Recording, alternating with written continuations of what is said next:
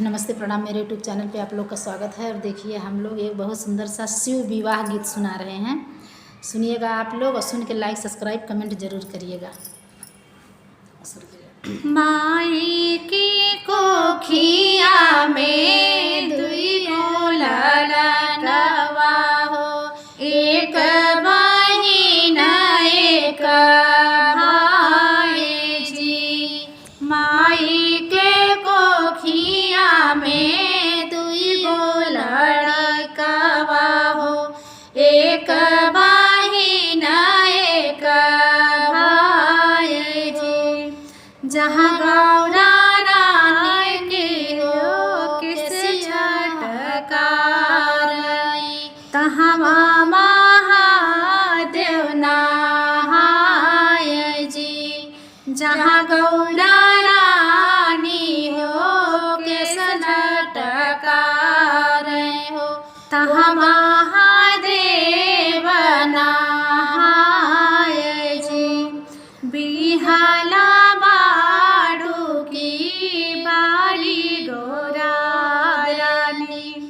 बिहाला बाडू की पारी गौरा रानी, संग तोहरे रचब विवाह जी।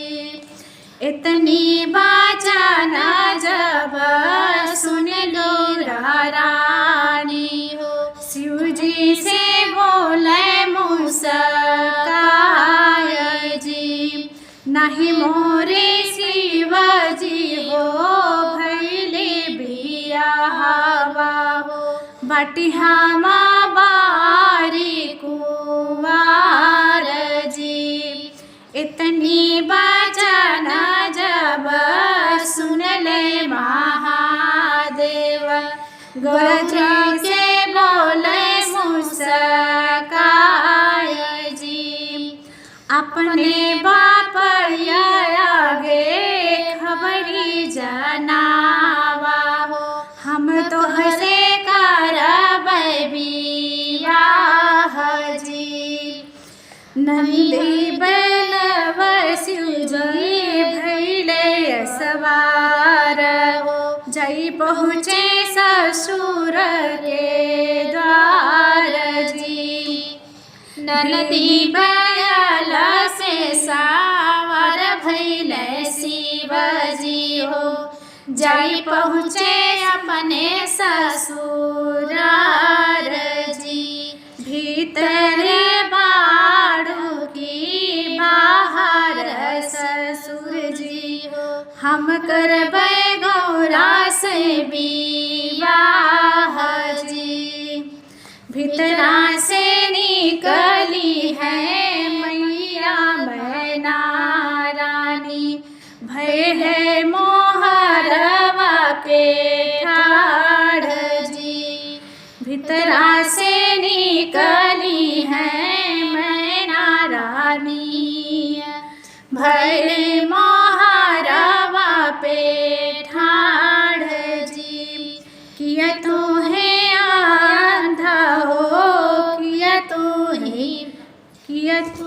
किया तू ही आंधा हो, किया तू ही काना हो, किया तू ही जोगिया फकीर जी। नहीं हम आंधा हो, नहीं हम काना हो, नहीं हम जोगिया फकीर जी। तोहरे जे घरे बाटी गौरा रानी आवा हो, उन्हीं से करब विवाह जी।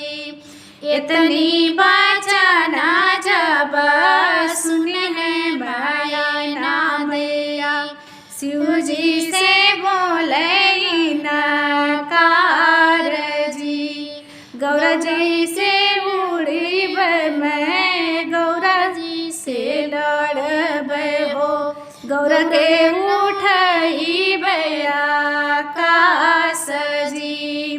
ना मोरी गौरा हो कहाँ तोरी ता तपसी हो नहीं रे कछुए कमेल जी ऐसा न जोगी संग गौरना बियाह भय हो भले गौरा रही है कुंवार जी आगे का पलव मोरी गौरा जरी जई है हो सतवा